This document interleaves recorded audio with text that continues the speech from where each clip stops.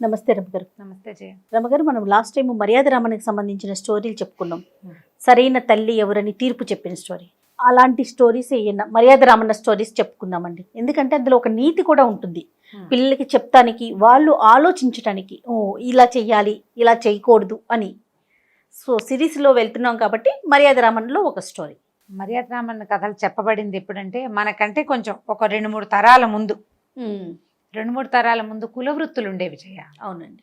ఎవరి వృత్తి వాళ్ళు చేసుకునేవాళ్ళు. 2-3 అంటే మన ముత్తాతల నాడు అనుకో, మన తాతల నాడే ఉద్యోగాలు చదువులు అవి వచ్చేసినాయి కదా. అంటే ఇంగ్లీష్ వాళ్ళు వచ్చేసరికి అంతకుముందు ఎవరి వృత్తి, ఇంగ్లీష్ వాళ్ళు వచ్చిన చాలా కాలం వరకు కూడా మన దగ్గర వృత్తులు ఉన్నాయి, కుల వృత్తులు ఉన్నాయి.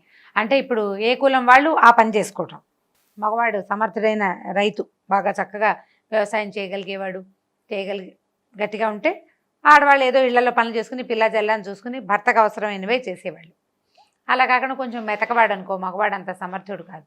అప్పుడు ఆడవాళ్ళు కూడా ఏదో ఒక పని చేసుకోవాలి కదా. రైతుల ఇళ్లలో సాధారణంగా గొడ్లు ఉండేవి. ఎందుకంటే వీళ్ళకి ఎండుగడ్డి అవి ఉంటాయి, పచ్చిగడ్డి తెచ్చుకునేందుకు వనరు ఉంటుంది. రైతులు అంటే 4 ఎకరాలు, 3 ఎకరాలు, 2 ఎకరాలు, 1 ఎకరం ఏదో చిన్న పొలం ఉంటుంది కదా. జనుము గడ్డి అవి వేసుకునేవాళ్ళు. తర్వాత ఏమో మామూలుగా ఈ ఎండుగడ్డి పెట్టుకునేవాళ్ళు. ఏ నువ్వులో పండితే నువ్వులు నూనె పట్టించాక ఆ నువ్వు చెక్క తెచ్చి గొడ్లకు పెట్టుకునేవాళ్ళు. కొబ్బరి చెట్లు ఉంటే కొబ్బరి నూనె పట్టించుకుని కొబ్బరి చెక్క గొడ్లకు పెట్టుకునేవాళ్ళు. ఇప్పుడు వాటి కోసం వస్తువు కొనుక్కోవాల్సిన పని లేదు, అవన్నీ వనరుగా ఉండేవి. రైతు కుటుంబాల్లో సాధారణంగా గొడ్లు ఉండేవి అందరికీ. అవును. పాల వ్యాపారాలు ఉండేవి. పాల వ్యాపారానికి ఏముంది, వీళ్ళ దగ్గర పాలు ఉంటాయి, ఏదో 4 ఇళ్లలో తెలిసిన గొడ్లు లేని ఇళ్లలో తీసుకెళ్ళి పాలు పోసుకుని 10 పైసలు తెచ్చుకునేవాళ్ళు. అప్పట్లో పైసలే, రూపాయలు ఏం లేవు. లీటర్ రూపాయి కూడా ఉండేదో కాదో పాలు. అక్కడి నుంచి పాలు, పెరుగు, మజ్జిగ, వెన్న, నెయ్యి అన్నీ వరుసే కదా. దాని పాల ప్రోడక్ట్స్ అన్నీ స్వీట్లు అవి చేసి అమ్మిన రోజులు కాదవి. పాలతోటి స్వీట్ చేయటం మన ముందు తరాల జనాలకు అసలు తెలియదు. ఆవు పాలు ఎక్కువ వాడేవారా? గేదెలు హెచ్చుగా ఉండేవి జయ. మన గేదెలే ఎక్కువ, మన దగ్గర చాలా ఎక్కువ గేదెలే. ఆవులు ఉండేవి. ఆవుల్ని సాధారణంగా ఏం చేసేవాళ్ళు అంటే వ్యవసాయానికంటే ఆవు దూడలు కావాలి వీళ్ళకి, ఎడ్లు గిత్తలు కావాలి. ఆవు పాలు తక్కువ ఉంటుంది, లోకల్ పాలు ఆవులకి ఈల్డ్ తక్కువ, పాలు బాగా ఎక్కువ ఇవ్వవు, కాసిన పాలు. ఇప్పుడు ఆ పాలతోటి పెరుగు పలచగా ఉంటుంది. జనరల్ ఐడియా కోసం చెప్తున్నాను, కథలో భాగంగా కాకుండా. ఆవు పాల పెరుగు, ఆవు పాలు కాఫీలో పోసుకున్నా టేస్టీగా ఉండవు, మనకెందుకు రుచికి బాగుండదు, పలచగా ఉంటాయి. మనం కాఫీ కలపాలంటే అంత బాగా డికాక్షన్ వేసి కాసినే ఆవు పాలు పోసుకోవాలి. పల్చదనం, చిక్కదనం ఉండదు పాలల్లో, చిక్కదనం ఉండదు. కలర్ కూడా ఎల్లోయిష్గా ఉంటుంది. పెరుగు పలచగా ఉంటుంది. తర్వాత ఏమో వెన్న తక్కువ వస్తుంది, తద్వారా నెయ్యి తక్కువ వస్తుంది, ఫ్యాట్స్ లేవు. ఆవు పాలని ప్రత్యేకంగా పసిపిల్లల కోసం, తల్లిపాలు లేని పిల్లల కోసం వాడేవాళ్ళు. ఆవులని గోమాత మన ఇంట్లో ఉండాలి అని ఒక సిద్ధాంతం కొద్దీ ఓ ఆవు 2 ఆవుల్ని పెట్టుకునేవాళ్ళు. ఒక దూడ పుట్టింది అనుకో, ఈ మగ దూడలైతే, ఆడదూడలైతే మళ్ళీ ఆవులే అవుతాయి కదా.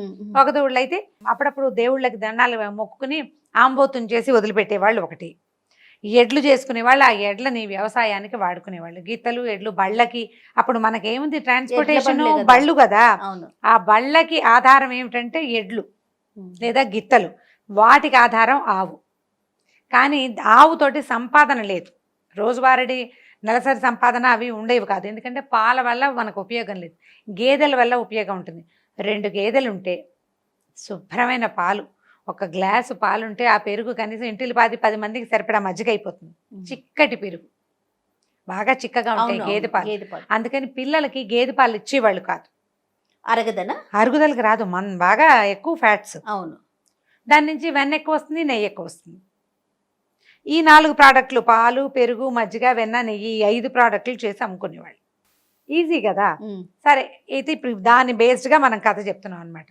అయితే ఈ రైతుల ఇళ్లలో ఆడవాళ్ళు ఇవే కాదు, పిడకల వ్యాపారం కూడా చేసేవాళ్ళు. చెప్దాం అనుకున్నది. ఆ గేదె పేడైనా ఆవు పేడైనా ఏ పేడున్నా పర్వాలేదు, పిడకలు చేసుకోవడం. పిడకలు మనం వంట చేసుకోవడానికి మనకి యూజ్ అవుతాయి, ఎవరికైనా వంటకి అమ్ముకోవడానికి కూడా ఈజీ. అవును. పిడకల వ్యాపారం చాలా. పిడకలమ్మి, పాలమ్మి, పిడకలమ్మి అంటారు. ఈ 2 జంట పదాలు అన్నమాట. పాడి పంటలాగా పాలెమ్మో పిడకలమ్మో, ఇవి 2 పదాలు జంట. పుల్లలు పొయ్యలే కదా, పిడకలు పెట్టుకుని పిడకలు పెట్టుకుంటే ఒక పిడక పెడితే చక్కగా చక్కచక్క మండుతుంది. మళ్ళీ ఆ పిడకని చాలా చేయొచ్చు పిడకతోటి.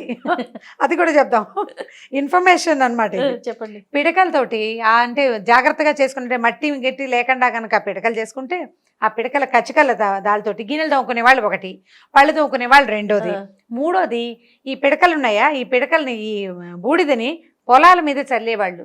ఆవు పేడ పిడకలతోటి పొలాల మీద మొక్కల మీద వచ్చే పురుగులు చచ్చిపోతాయి. ఓహో. గేదె పిడకలతోటి కాదు. అందుకని ఆవులు ఉంటే ఆవు పిడకలు ప్రత్యేకంగా చేసుకునేవాళ్ళు. ఆవు పిడకలు మనం రథసప్తమి నాడు పూజ చేసుకునేటప్పుడు పాలు పొంగించుకోవడానికి వాడుకుంటాం. ఆవు పిడకల పళ్ళుదోమ పొడి చాలా మంచిది, శ్రద్ధగా చేసేవాళ్ళు. ఇది ఆవు పిడక అని పక్కకు పెట్టుకునేవాళ్ళు జాగ్రత్తగా, గుర్తుగా కూడా. ఈ రెండు ఉపయోగాలు ఉండేవి. పిడకలు దాలి మీద కాగిన పాల రుచి దానికి అమృతం కూడా సాటిరాదు. పాల దాలి చేసే ఒక చిన్న మనం ఇప్పుడు మొక్కలు పెట్టుకునే కుండీలు ఉన్నాయి చూడండి, ఇలా పొడుగాటి కుండీలు సోలాల్లా కనపడతాయి. సోలాల్లా కాకుండా ఇట్లా వెడల్పుగా విచ్చుకుని ఉండే కుండీలు వచ్చేవి. ఈ కుండీలో పిడకలు పేర్చేసి అంటిస్తారు, సన్నగా రాజుకుంటుంటే దాని మీద పాలకుండ పెడతారు. కుండ 1 గంటన్నర వదిలేసేయటమే, 2 గంటల పాటు. ఆ పిడకల మంటకి స్లోగా కాగి ఎర్రగా కట్టేది మీగడ. ఈ మీగడ తీసేసి పాలు తోడుపెట్టి మజ్జిగ పెరుగు అమ్మేసుకునేవాళ్ళు. ఈ మీగడ విడిగా తోడుపెట్టి కనుక వెన్న తీస్తే ఎక్సలెంట్ వెన్న. మనం ఇప్పుడు కూడా కుంపట్లు సరదా ఉంటే, నాకు చాలా కుంపటి సరదా. అసలు నన్ను అట్రాక్ట్ చేసే విషయాల్లో కుంపటి పొయ్యి, ఆ 2 బాగా ఇష్టం నాకు. ఎక్కడైనా ఎవరైనా రోడ్డు మీద పొయ్యి వెలిగిస్తే నేను చాలాసేపు దాన్ని నాకు చాలా ఇష్టం. కుంపటన్నా కూడా మహా ఇష్టం, నాకు ఫేవరెట్ థింగ్ అనమాట అది. అంటే నాకు మా ఊరి మీద ఉన్న అబ్సెషన్ ఆ 2 వస్తువుల్లో ఉండిపోయింది. వంగ మొక్కలు, పొట్లపాదులు, వాటిని చూసినా కూడా నాకు పువ్వుల మొక్కలు చూస్తే ఏం ఉత్సాహం రాదు, ఊరికే చూస్తాను. ఫోటో తీసుకుందామని ఉత్సాహం కూడా రాదు. కూరగాయ మొక్కలు చూస్తే మహా ఇష్టం నాకు. వంగ మొక్క, పొట్లపాదు 2 సూపర్ ఫేవరెట్స్. వాటికి పెట్టేవాళ్ళు. ఈ పిడకని పొడి చేసేసి చల్లేస్తే పురుగులు రావు. దిష్టికి కూడా పిడక పెట్టేవాళ్ళు, దిష్టి తగలకుండా. అవునా? పిడకలు పెట్టేవాళ్ళు. ఇవి అయిపోయినాయి పాలు పేడ ఉపయోగాలన్నీ చెప్పేసాం. పిడక ఉపయోగాలు కథలోకి వద్దాం. అయితే ఈ ఆవు పాలు గేదెల పాలు తీసి పాడి వాడుకునే కుటుంబాలు కొన్ని ఒక ఊళ్ళో ఉండేవి. అయితే 2 పక్కన సుబ్బమ్మ రామమ్మ అని 2 ఇళ్ల వాళ్ళు ఉండేవాళ్ళు పక్క పక్కన. ఈ సుబ్బమ్మకి 3-4 పిల్లలున్నారు, రామమ్మకి 5-6 పిల్లలు. రామమ్మ గారింట్లో 3 అంటే 3 గేదెలు ఉన్నాయి. సుబ్బమ్మ గారికి ఒక 15 గేదెలని. ఆవిడ పుట్టింటి నుంచి కూడా గేదెలు తోలేరు, బోల్డ్ గేదెలు. సరే, ఇద్దరు కలిసి ఏం చేసేవాళ్ళు, జాగ్రత్తగా పాలు వ్యాపారం చేసుకునేవాళ్ళు. ఆవిడ దారిని ఆవిడే, ఈవిడ దారిని ఈవిడే చేసుకునేది. అయితే పక్కింటి వాళ్ళు, ఇంటి పక్క వాళ్ళు. అయితే ఒకసారట సుబ్బమ్మ గారింటికి చుట్టాలు వచ్చారు చాలా మంది. వియ్యాల వారు, పెళ్లి వాళ్ళు ఎవరో వచ్చారు. వస్తే రామని, ఏమే రామి, నాకు నెయ్యి నిండుకుంది ఇంట్లో, తోడిట్టాను, అది ఎప్పటికి రావాలి, ఇంకా 3 రోజులు అయితే కానీ నెయ్యి తేలదు, కొద్దిగానే వెన్నుంది, కాస్త 4 సోలలు నెయ్యి అప్పివ్వమని అడిగింది. 4 సోళ్ళు అంటే గ్లాసు, 4 గ్లాసులు, 1/2 లీటర్ పైనే ఉంటుంది. సోలుడు అంటే 1/2 పైన, అరకి తక్కువ. 4 సోలలు ఇవ్వమంది. ఇవ్వమనేసరికల్లా ఈవిడ దగ్గర నిజానికి 3 గేదెలే ఉన్నాయి.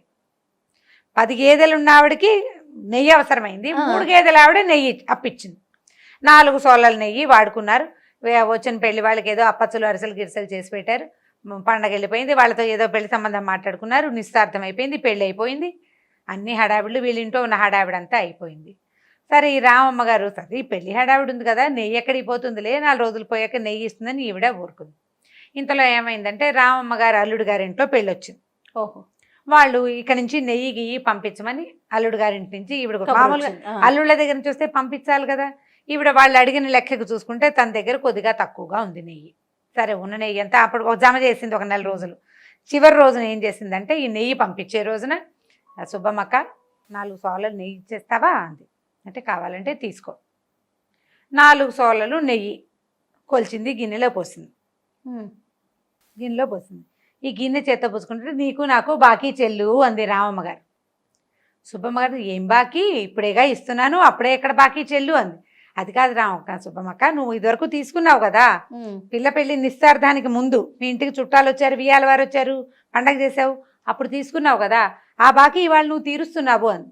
నేను ఎప్పుడు తీసుకున్నాను నీ దగ్గర, నేనాడు నీ దగ్గర నెయ్యి తీసుకోలేదు, బాగున్నావే, నువ్వు ఇప్పుడు అప్పు కడిగావు, మీ అల్లుడు గారి ఇంట్లో పెళ్ళి కావాలన్నావు, నీకు 4 సార్లు నెయ్యి అడిగావు, నేను అప్పిస్తున్నా, నువ్వు నాకు తీర్చాలి, నేను నీకు తీర్చడం ఏమిటంది అనేసరికల్ రామమ్మ గారు తెల్లబోయింది. అదేమిటి, మీ అమ్మాయి పెళ్ళప్పుడు తీసుకున్నావు, ఫలానా గిన్నె, తెల్ల గిన్నె నాకు గుర్తుంది, నువ్వు తీసుకున్నావంటే, చాలే, నీ దగ్గర ఉన్నది 3 గేదెలా, నాకున్నది 15 గేదెలా, అందులో 10 ఏమో పాడి గేదెలు, ఇన్ని గేదెలు ఉన్న దాన్ని నీ దగ్గర నేను అప్పుకొస్తానా? ఏంటి నేర్చుకుపోయావు? ఈ పిచ్చి పిచ్చి వేషాలు ఏం వేయకు నా దగ్గర, నీకు కావాలంటే అడిగి పట్టుకెళ్ళు అనేసరికల్లా రామది నాకు కావాలని నేను అడగట్లా, నువ్వు నాకు బాకీ తీర్చాలి అందుకు అడిగాను. నువ్వు ఈ బాకీ తీరుస్తావన్న దీంతోటే నేను నా దగ్గర ఉన్న కొంత నెయ్యి ఎవరికో ఇచ్చేసుకున్నాను కూడా, లేకపోతే నిన్ను అడగాల్సిన అవసరమే లేదు నాకు, నేనే ఏర్పరచుకునేదాన్ని. నీ దగ్గర బాకీ ఉంది 4 సోళ్ళు, అందుకు నేను నీకోసం ఆగాను అనేసరికల్లా ఈవిడ ఒప్పుకోలేదు. ఈ సుబ్బమ్మ గారు, నేను నీ దగ్గర తీసుకోలేదు, నువ్వు ఇచ్చిందే నాకు గుర్తులేదు, అసలు నాకు 15 గేదెలు ఉంటే నేను నీ దగ్గరికి ఎందుకు వస్తాను? పోనీ ఎవరినైనా పట్టరా సాక్ష్యం అంటే, పక్కపక్క ఇళ్ళ వాళ్ళు నెయ్యి అప్పు తీసుకోవడానికి సాక్ష్యం తెచ్చుకుంటారా ఎప్పుడైనా? అడిగేసరికల్లా ఈవిడ ఏం చేసింది, ఆయన ఎతికింది అక్కడ పెట్టేసి వచ్చేసింది. వచ్చేసరికల్లా వచ్చేసి ఏం చేయాలో తెలియలేదు. ఈ సుబ్బమ్మ గారు మాత్రం గట్టిగా పెద్ద పెద్ద గొంతు పెట్టుకుని బయటకు వచ్చి నుంచి నడిచింది. రామికి అన్ని తెలివితేటలు, నన్ను అప్పడగటానికి వచ్చి నీ బాకీ చెల్లంటోంది, దీని తెలివితేటలు, దీని బోడి 3 గేదెలు దీని దగ్గర ఉన్నవి అని గట్టిగా అరిచేసరికల్లా చుట్టుపక్కల జనం అంతా చేరారు. చేరేసరికల్లా అదేంటి రామమ్మ ఒక జోలికి వెళ్ళే మనిషి కాదు, ఏం జరిగింది అసలు ఏంటంటే, కొంతమంది పోయారు రామమ్మ గారింటికి. అమ్మాయి ఆవిడ చెప్పదలుచుకోవాలా, నిజానికి ఊరుకుందాం అనుకుంది, ఈ పక్కనున్న గోల ఊరుకోనివ్వల. వాళ్ళంతా పోయి అడిగేసరికల్లా ఫలానా రోజున ఫలానా గిన్నెతోటి సుబ్బమ్మ అక్కకి నేను ఇచ్చాను నెయ్యి అనేసరికల్లా అవురవరా నాకెందుకు ఇస్తుందని ఈవిడ, నాకు 15 గేదెలు ఉన్నాయి పాట ఉంది కదా, ఈ పాట పాడింది ఈవిడ. అవునమ్మా ఆవిడకి 15 గేదెలు ఉంటే 3 గేదెలు దాన్ని నీ దగ్గర ఎందుకు తీసుకుంటుంది నువ్వు అని వీళ్ళల్లో వెళ్ళి రామమ్మ కూడా అబద్ధం చెప్తోందేమో, ఇవాళ రేపు నమ్మేలాగా లేవు, ఏదో మెతకదనుకున్నావు అని వాళ్ళు 2-3 ఈవిడ మొహానే అనేశారు. అనేసరికల్లా ఈ రామమ్మ గారికి కష్టంతో వచ్చింది. ఆ నేతి టిఫిన్ అల్లుడు గారింటికి పంపించి ఉత్తరం రాసింది. ఈ నెయ్యితోటి ఈ తగాదా వచ్చిందని కూతురికి ఉత్తరం రాసింది. ఇట్లా వచ్చింది సుబ్బమ్మత్త, ఇట్లా గోల్ చేసింది, నలుగురు నానా మాటలు అన్నారు, కొంతమంది అయ్యో పాపం అన్నారు, కానీ వెనకాల ఏమనుకున్నారు నాకు చాలా సిగ్గుపోయింది, నాకు చాలా బాధగా ఉంది అని ఉత్తరం రాసేసరికల్లా ఆ ఉత్తరం కూతురు చదువుతూ ఉండగానే అల్లుడు కూడా చదివేసరికల్లా అల్లుడు అన్నాడు, ఇదేమిటి ఆవిడ అప్పు తీసుకున్న మాట నిజమైతే మర్యాద రామన్ దగ్గరికి తీసుకెళ్ళాలి, న్యాయాధికారి దగ్గరికి వెళ్ళాలి, అంతేగాని సహించి ఊరుకుంటామా? ఇవాళ నెయ్యి అయింది, రేపు ఇంకోటి అవుతుంది, రేపు ఒక గేదెని తీసుకెళ్ళి ఓ దూడని తీసుకెళ్ళి కట్టేసుకుంటుంది ఆవిడ, ఇప్పుడు నేనెందుకు తీసుకున్నానంటే అప్పుడు ఏం చేస్తాం? సహించకూడదు అన్యాయాన్ని అని చెప్పి అతను ఏం చేశాడు, వెళ్ళి ఇంకా టైం ఉంది వాళ్ళ ఇంట్లో, మనకు భార్యని ఎడ్ల బండి ఎక్కించుకుని పక్క ఊరి నుంచి వచ్చేసాడు. న్యాయాధికారి దగ్గరికి వెళ్ళి తీరాలి, మా అత్తగారు మెతకది, పెళ్లిలో 10 రూపాయలు తక్కువ వస్తే 10వ రోజు కల్లా 10 రూపాయలు జమ కడితే కానీ పిల్లని మా ఇంటికి పంపల, అంత మర్యాదస్తురాలు ఈవిడ, ఇంత మాట ఎందుకు పడాలి అని చెప్పి అది గట్టిగా పట్టేశాడు అల్లుడు. పట్టేసరికల్లా సరే ఏం చేశారు, మర్యాద రామన్ గారి దగ్గరికి పోయారు. గుంపంతా ఈ విషయం చెప్పారు. సరే ఈ వచ్చిన గుంపును రానియరు, మొదట అన్ని విన్న తర్వాత మీరందరూ వెళ్ళిపోండి, రేపు చెప్తాను తీర్పు అని ఈ ఆడాళ్ళిద్దరు ఎవరైతే ఒకరు ఫిర్యాది ఒకరు, రెండో వాళ్ళు ఎవరి మీద అభియోగం మోపబడిందో వాళ్ళు, వీళ్ళిద్దరిని రమ్మన్నారు. సరే ఆడవాళ్ళిద్దరు పొద్దున్నే మొహమొహాలు చూసుకోకుండా ఒకే పక్క నుంచి నడిచేళ్ళాలి, ఒక సందులో నుంచే వెళ్ళాలి కదా, కామ్గా పోయారు ఇద్దరు చక్కగా సింగారించుకుని. పొద్దున్నే 12 వీళ్ళు తెల్లారుజామునే ఏమి లేచి గొడ్ల పని చూసుకోవాలి, ఆ పనులు ఎవ్వరూ చెయ్యరు. అసలు గొడ్డు గోదా ఉన్న ఇంట్లో ఆడవాళ్ళకి ఎంత పని ఉంటుందంటే, చచ్చినా బతికినా తెల్లారి 6-6:30 లోపల ఆ పని అయిపోవాలి. ఆ పని అవ్వకుండా కుదరదు. అవును, తెల్లారుజామున లేవాల్సిందే, గొడ్ల దగ్గర బాగు చేయాల్సిందే, వాటికి కుడితే మేత ఏదో చూసి ఆ పాలు తీసేసి బయటికి పంపించేస్తే పాలేర్లు ఉన్నా సరే వీళ్ళ పని వీళ్ళకే ఉంటుందండి. అక్కడి నుంచి ఏం చేశారు, వీళ్ళకి పాలేళ్ళు ఉన్న వాళ్ళు కాదు పాపం, వాళ్ళు ఆడవాళ్ళిద్దరు గట్టిగా పని చేసుకునేవాళ్ళే. సరే ఇద్దరు 9 గంటల వేళలో వెళ్ళేసరికల్లా రామన్న గారి వాకిలంతా బురదగా ఉంటుంది, చెప్పులు వేసుకునే రోజులు కావు అసలు. ఆడవాళ్ళు అసలు చెప్పులు వేసుకునేవాళ్ళు కాదు, ఎవరో పెద్దిళ్లలో కొంతమంది వేసుకునేవాళ్ళట. అసలు స్త్రీలకు చెప్పులు ఉండేవి కాదు, పొలాలు కూడా ఒట్టికాళ్ళతోటే పోయేవాళ్ళు. నేను కూడా మా ఊళ్ళో చెప్పులు లేని వాళ్ళని ఎప్పుడూ చూస్తూనే ఉండేదాన్ని. సరే వీళ్ళు వెళ్తే ఏమైంది, కాళ్ళకి కడియాలు అందరూ ఉంటాయి మట్టెలును, ఈ బురదలో నడుచుకుంటూ వెళ్ళేసరికల్లా పాదాలంతా బురదే. అయ్యేసరికల్లా ఏం చేశారు, రామన్న గారు ఇంటికి మన మామూలుగా ఊళ్ళల్లో కనపడుతుంది, పాత రోజుల్లో ఉండేది, ఇప్పుడు కూడా కొన్ని ఊళ్ళల్లో కనిపిస్తుంది.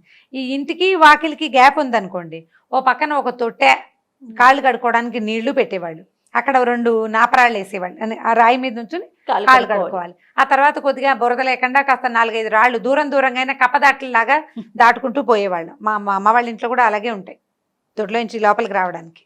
సరే ఏమైంది, ఓ 2 నాపరాళ్ళు వేసి ఉన్నాయి, ఒక ఇది ఉంది, తొట్టెలో నీళ్ళు ఏం లేవు, 2 చెంబులతోటి నీళ్లు పెట్టున్నాయి, కాళ్ళు కడుక్కోండి అమ్మా అన్నారు. ఈ ఆడవాళ్ళిద్దరూ కాళ్ళు కడుక్కున్నారు. వచ్చేసరికల్లా పైకి వచ్చారు, కష్టం సుఖం నీకు ఎన్ని గేదెలు ఉన్నాయమ్మా, మీ ఆయన ఏం చేస్తాడు, పుట్టింటి నుంచి ఎన్ని తెచ్చుకున్నావు, మీ అమ్మాయికి ఏం కట్నం పెట్టావని ఇవన్నీ మాట్లాడుతున్నారు. నుంచున్నారు కాళ్ళు పీకుతున్నాయి వీళ్ళకి. ఇవే మాట్లాడుతున్నాడు కానీ అసలు విషయం చెప్పడం లేదు ఆయన. ఓ పావు గంట అరగంట అయిన తర్వాత, బాబు మా సంగతి తేల్చండి ఆయన, గొడ్లుకి ఎండవేళ ఎక్కిపోతుంది, గొడ్లని తోలుకెళ్ళాలి కదా మరి గడ్డికి అనేసరికల్లా సరే సుబ్బమ్మ 4 సార్లు నువ్వు రామమ్మకి ఇచ్చేయాలి, సాయంకాలం ఇస్తావా రేపు ఇస్తావా చెప్పు అన్నాడు. సుబ్బమ్మ అదేమిటండి మీరు ఏమీ అడగను లేదు, ఇలా తేల్చేస్తే ఎలాగ బాబు, 15 గేదెలు ఉన్నాయండి నాకు, దీని దగ్గర నేను ఎందుకు అప్పు తీసుకుంటాను, నాకు అంత అవసరం లేదంటే నీకు అవసరం ఉందమ్మా, ఎందుకంటే నీకు పొదుపరితనం లేదు, నీ దగ్గర నువ్వు పొదపరివి కావు. ఓహో, నీ పక్కనున్న అమ్మాయి పొదపరి, ఆ అమ్మాయికి 3 గేదెలున్నా అల్లుడింట్లో కావాల్సిన నువ్వు నేతిని ఇంత టిఫిన్ తయారు చేసి ఇవ్వగలిగే సత్తా ఉంది, ఒళ్ళు దగ్గర పెట్టుకుని పనిచేస్తుంది. నీకు ఒళ్ళు దగ్గర పెట్టుకు పనిచేసే లక్షణం లేదు నీ దగ్గర. 15 గేదెలున్నా నీ దుబారాకి ఎంతగా ఎన్ని చాలవు, నీకు నెయ్యి లేదు, పక్కింట్లోంచి తీసుకున్నావు, మర్యాదగా ఒప్పుకొని ఇచ్చేసి అనేసరికల్లా ఇవాడు హతాసురాలు అయిపోయింది సుబ్బమ్మ గారు. ఎలా తెలిసిందా ఎప్పుడు అందరూ ఒక 5-6 పెద్ద మనుషులు అక్కడ కూర్చుంటారు. రామన్న గారు సులువుగా తేల్చేశారు, అమ్మాయి కూడా ఒప్పుకుంటుంది. ఎలా తేల్చారంటే ఈ చెంబెడు నీళ్లతోటి కాళ్ళు కడుక్కోలేకపోయింది అమ్మాయి, కాళ్ళకి బురదంటింది, మట్టెలు పట్టీలు అందెలు ఉన్నాయి, వాటికి అంటుకుంటుంది. ఆడమనిషి ఏం చేయాలి, వంగి చేత్తో కొద్దిగా అట్లా రాస్తే వదిలిపోతుంది. రామమ్మ గారి కాళ్ళు, సుబ్బమ్మ గారి పాదాలు చూడండి, 2 పాదాలు చూస్తే తెలుస్తుంది. రామమ్మ గారి పాదాలు శుభ్రంగా ఉన్నాయి, ఎందుకంటే వంగి చేయి పెట్టి పాదం కొద్దిగా అట్లా అనేసి కడియాల అంటిన మట్టిని కూడా కొద్దిగా రాసి కడిగేసుకుంది, ఆ చెంబేడి నీళ్ళతో చేయి శుభ్రంగా కడుక్కుని తుడుచుకుంది. ఈ సుబ్బమ్మ గారు వంగలేదు, నీళ్ళు పోసుకుని ఊరికే ఒక్కాలు తాటిచ్చి కడుక్కుంది, బురదంతా అక్కడే ఉంది. 10 నిమిషాలు ఆరితే పాదాలు బాగా కనపడతాయని ఇంతసేపు మాట్లాడాను. పొదపరితనం లేదు కాబట్టే ఈ అమ్మాయి పక్క ఆవిడ దగ్గర అప్పు తీసుకుంది, నెయ్యి తిరిగి ఇచ్చే ఉద్దేశం లేదు, అందుకని ఇట్లా ఎగ్గొట్టడానికి ఈ మాట ఎత్తింది. 15 గేదెలున్నా పొదపరితనం లేకపోతే ఇక నీకేం ఉండదు, నీ దగ్గర ఉపయోగం ఏముంది, నీకు 1 పొదపరితనం లేదు, 2 మాట నిలకడ లేదు, 3వది మర్యాద లేదు, 3 పోగొట్టుకున్నావు, నువ్వు మర్యాద పోగొట్టుకున్నావు కదా అనేసి ఇక నువ్వు 4 సోలలు ఇచ్చేయాల్సిందే. ఇంత గొడవ చేసి ఇలా చేసినందుకు 2 సోలలు సొల్కం కింద రామమ్మకే ఇవ్వమన్నారు. ఓకే, సరే ఇంకేం చేస్తుంది, ఒప్పుకొని అక్కడ క్షమాపణ చెప్పుకొని ఆవిడ ఇంటికి వెళ్ళిపోయింది. ఊరంతా చెప్పుకున్నారు పొదపరి లక్షణం అంటే ఏమిటి, పొదుపుగా ఉండటం అంటే ఏంటంటే మనకి ఉన్నంతలో మనం జాగ్రత్తగా ఉండటం, అందిన వరకు పనిచేయటం, ఎంత మటుకు కుదిరితే అంత మటుకు పనిచేసి స్థిమితంగా ఉన్నవాడు. ఇప్పుడు 3 గేదెలున్న ఒక అమ్మాయి 15 గేదెలున్న పక్క ఆవిడకి అప్పు ఇవ్వగలిగిందంటే మరి డిఫరెన్స్ కనిపిస్తోంది కదా. కాబట్టి పొదపరితనంగా ఉండాలి, స్త్రీలకి ఈ లక్షణం ఉండాలి, ఇలా మాట నిలకడతనం లేకపోతే మర్యాద పోగొట్టుకుంటామని బాగా చెప్పుకున్నారు. ఇది నీటి వాడకపు పొదుపుని, మనుషుల పొదపరి లక్షణాన్ని తెలియజేసే కథ. మన దగ్గర ఎన్ని ఉన్నాయని కాదు, మనం ఎంత కేర్ఫుల్గా ఉన్నాం అనేదే ఇంపార్టెంట్. ఈ తీర్పు కథని సింపుల్గా తేల్చేశారు. నేను ఎక్కువసేపు చెప్పాను దీన్ని, మనం సింపుల్గా కూడా చెప్పుకోవచ్చు. ఇంత సింపుల్గా ఇంత తాపీగా ఎందుకు చెప్పానంటే దీంట్లో ఉన్న అసలైన ఉపయోగం ఏమిటి అనేది అమ్మాయిలకి, తల్లులకి అర్థం కావటం కోసం. నా దగ్గర ఉందని విసిరేయకూడదు, అవసరమైనప్పుడు విసిరండి, అవసరం లేనప్పుడు జాగ్రత్తగా ఉండండి. పొదుపు గురించి చెప్పమని చాలామంది అడుగుతుంటారు. పొదుపుకి ఇదే ఉదాహరణ. ఎందుకంటే పెద్ద పొదుపు ఏం చేస్తాం, అవసరం లేని కొనుక్కోకూడదు, సూపర్ మార్కెట్కి వెళ్ళి కొనేసుకుంటాం, అలాంటివి చేయకూడదు. ఒళ్ళు దగ్గర పెట్టుకుని ఉంటే చక్కగా కథ బాగా చెప్పినట్టుగానే పొదుపరితనం ఉంటే ఏమవుతుందంటే మన మర్యాదలు నిలుస్తాయి. అవసరానికి మన దగ్గర వెనకాల అవకాశం ఉంటుంది. మనం చేయి విసిరేస్తే మనకు అవసరమైనప్పుడు మనకి ఏ అవకాశము భగవంతుడు ఇవ్వకపోవచ్చు. జాగ్రత్తగా ఉండాలి. కథ కంచికి మనం ఇంటికి. చాలా బాగుంది రమ్మగారు. ఇంకొక స్టోరీతో మళ్ళీ కలుద్దాం. తప్పకుండా. నమస్తే. ఈ వీడియో కనుక మీకు నచ్చినట్లయితే లైక్ చేయండి, షేర్ చేయండి. మరిన్ని వీడియోస్ కోసం మా ఛానల్ని సబ్స్క్రైబ్ చేసుకోండి.